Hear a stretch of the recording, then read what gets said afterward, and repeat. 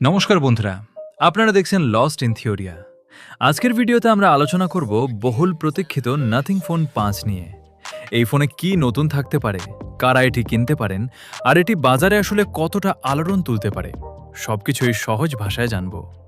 প্রথমেই আসি ডিজাইনের কথায়।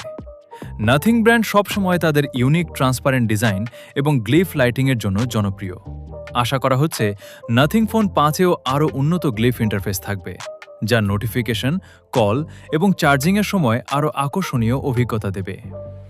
ডিসপ্লের ক্ষেত্রে একটি বড় AMOLED panel, smooth high refresh rate এবং দারুণ কালার কোয়ালিটি পাওয়া যেতে পারে। ফলে ভিডিও দেখা, গেম খেলা কিংবা সোশ্যাল মিডিয়া ব্যবহার সবকিছুই হবে আরও মসৃণ। পারফরম্যান্সের দিক থেকেও নাথিং ফোন 5-এর শক্তিশালী প্রসেসর থাকার সম্ভাবনা রয়েছে। দৈনন্দিন কাজ, মাল্টিটাস্কিং এবং হাই এন্ড গেমিং সব ক্ষেত্রেই ভালো পারফরম্যান্স আশা করা হচ্ছে।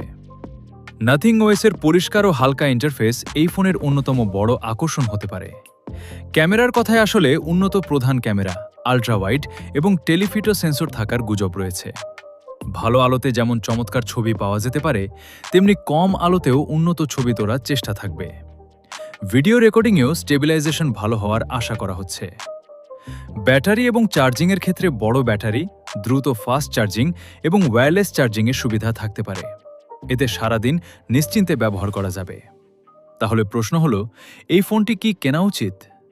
যদি আপনি ইউনিক ডিজাইন, পরিষ্কার সফটওয়্যার, ভালো ক্যামেরা এবং প্রিমিয়াম অভিজ্ঞতা চান, তাহলে নাথিং ফোন 5 আপনার জন্য দারুণ একটি অপশন হতে পারে।